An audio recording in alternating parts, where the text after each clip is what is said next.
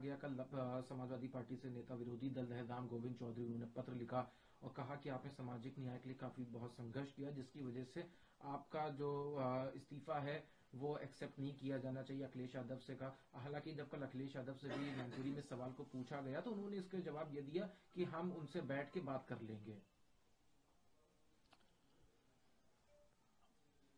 पहली बात तो चूंकि जो भी मैंने अपना त्याग पत्र भेजा है और जिन स्थितियों का हवाला दिया है वो तथ्यात्मक है, सच है। इसीलिए पार्टी के बड़े नेता, सामान्य कार्यकर्ता, समर्थक सभी उस विचार के साथ खड़े हैं। माननीय राम गोविंद चौधरी जी बहुत ही वरिष्ठ पार्टी के नेता हैं, खांटी समाजवादी हैं।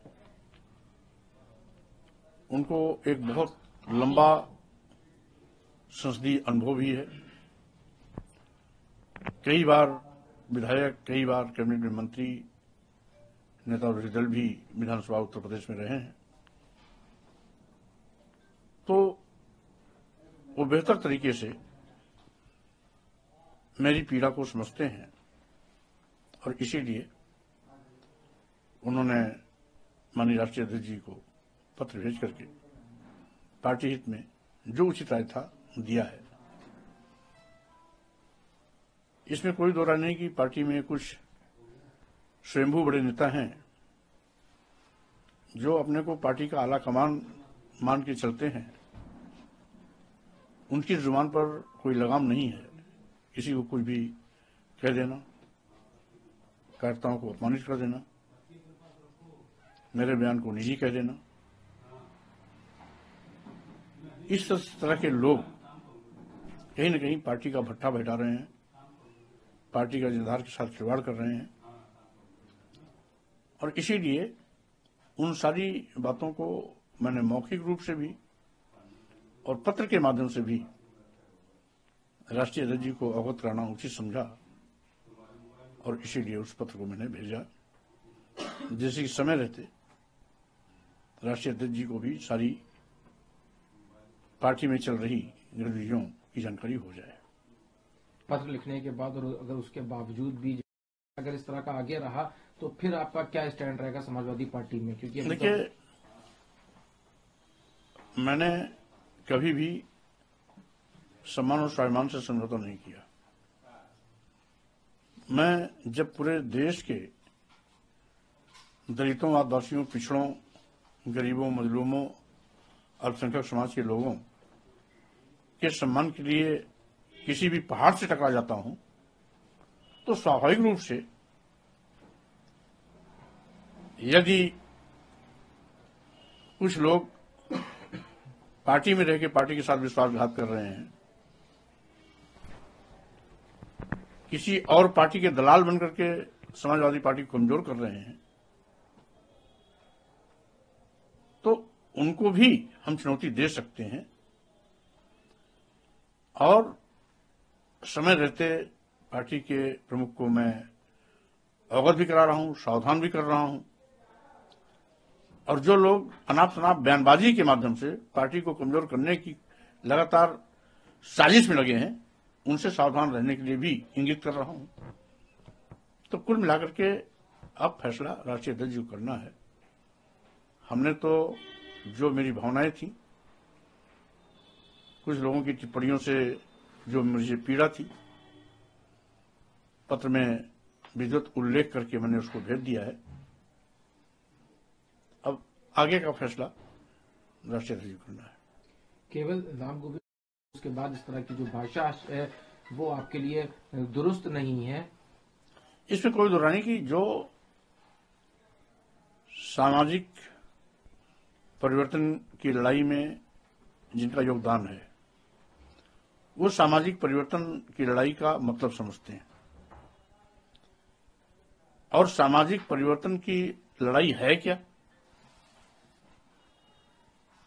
जो इसका मतलब ही नहीं जानते हैं वो मेरी किसी भी बात को निजी बयान कह करके हवा में उछालने की कोशिश करते हैं।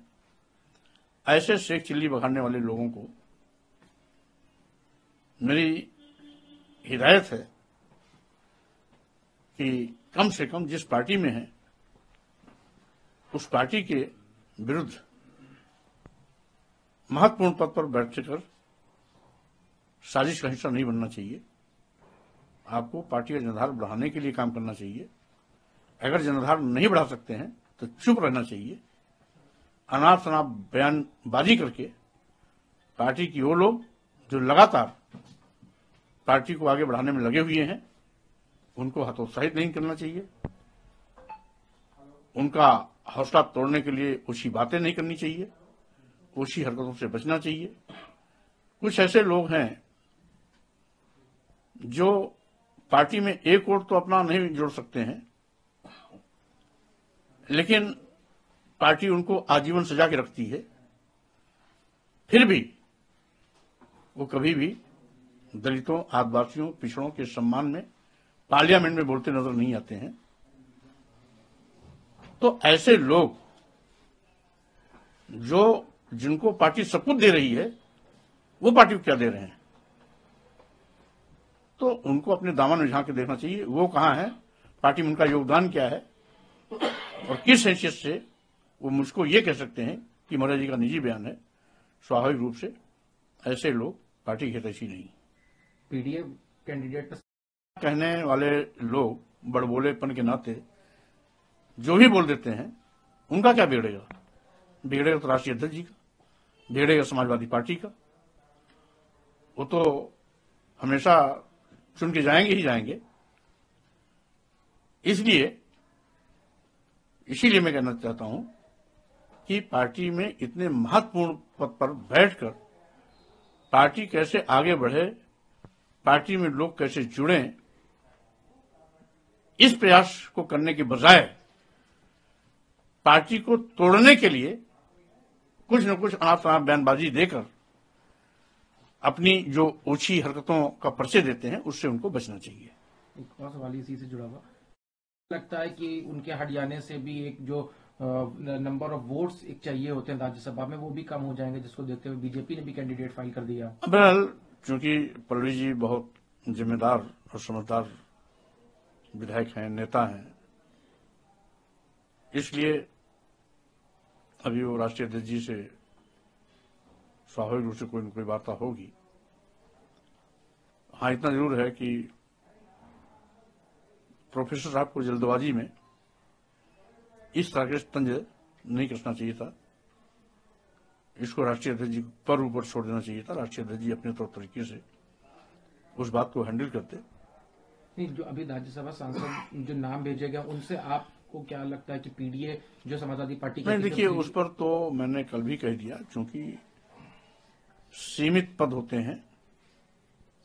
ये सही है कि पीडीए के मानक की कसौटी पर केवल एक प्रत्याशी है, लेकिन जो दो अन्य प्रत्याशी हैं पीडीए के मानक पर न होने के बावजूद भी स्वागत योग्य है, क्योंकि एक प्रत्याशी महिला है, 4 बार पहले भी पार्टी से राज्यसभा में रह चुकी हैं। राष्ट्रीय अध्यक्ष जी ने कुछ समझ करके उनको मौका दिया है, तो स्वाभाविक रूप से उसका भी स्वागत है। और दूसरे आलोक रंजन जी भी पिछले 10 सालों से राष्ट्रीय अध्यक्ष जी के सलाहकार की भूमिका में लगातार उनके साथ काम कर रहे हैं। इस लिहाज से अगर उनको अवसर दिया गया है तो हम समझते हैं ये भी उचित है। तो सीमित पद हैं, सीमित जगह है, तो राष्ट्रीय अध्यक्ष जी अपने विवेक से जो भी निर्णय दिए हैं उस पर हम किसी प्रकार की टिप्पणी नहीं करना चाहते। और हमने कल भी सभी प्रत्याशियों का स्वागत भी किया, सबको शुभकामनाएं भी दी। हाँ, इतना जरूर है कि आम कार्यकर्ताओं को कहीं न कहीं इस बात की पीड़ा तो है कि पीडीए के फार्मूले पर होना चाहिए था। उसके बावजूद परिस्थितियों को देखते हुए राज्यसभा में चयनित सभी प्रत्याशी हमारे ख्याल में पार्टी हित में है, स्वागत योग्य है। एक और सवाल, एक बड़ी खबर सिरे से खारिज करते हुए कहा कि जनता तक ब्यौरा पहुंचाया जाएगा, कहां से ये कौन बॉन्ड ले रहा है, और 2019 से अब तक का जितना है उन सबको भी पब्लिक डोमेन में लाया जाएगा। चुनाव आयोग पे भी कहा कि उनको जिम्मेदारी से ये काम करना चाहिए। स्वाभाविक रूप से माननीय सर्वोच्च न्यायालय का ये निर्णय अत्यंत महत्वपूर्ण है, स्वागत योग्य है।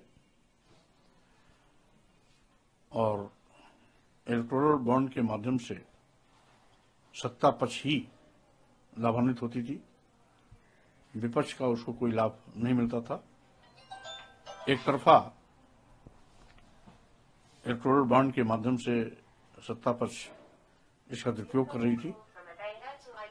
माननीय सर्वोच्च न्यायालय ने उस पर रोक लगा करके जनहित में और साथ ही साथ निष्पक्ष पारदर्शी चुनाव कराने की दिशा में बहुत ही महत्वपूर्ण निर्णय लिया है। एक आखिरी सवाल है, राहुल स्वाभाविक रूप से राहुल गांधी जी की न्याय यात्रा 16 फरवरी को बिहार से उत्तर प्रदेश में आ रही है। इस न्याय यात्रा का स्वागत मैं करता हूं। पार्टी के राष्ट्रीय अध्यक्ष श्री अखिलेश यादव जी स्वयं अमेठी या रायबरेली में कहीं न कहीं उपस्थित होंगे। मैं भी उत्तर प्रदेश के किसी न किसी कार्यक्रम में सम्मिलित होऊंगा और जगह जगह, चूंकि आज जिस तरीके से India alliance Bharatiya Janata party के मनमानेपन पर रोक लगाने के लिए, बेरोजगार नौजवानों को रोजगार दिलाने के लिए, महंगाई पर अंकुश लगाना, आरक्षण को बचाने, लोकतंत्र, संविधान और देश को बचाने के लिए तथा जातिवार जनगणना की मांग को लेकर और जिन बढ़े हुए जनजातीय अत्याचार पर अंकुश लगाने के लिए पूरे देश में न्याय यात्रा के माध्यम से अपनी आवाज बुलंद कर रहे हैं, विपक्ष को ताकत दे रहे हैं, स्वागत योग्य है, सराहनीय कदम है। और न्याय यात्रा का हिस्सा बनने पर मुझे भी खुशी होगी।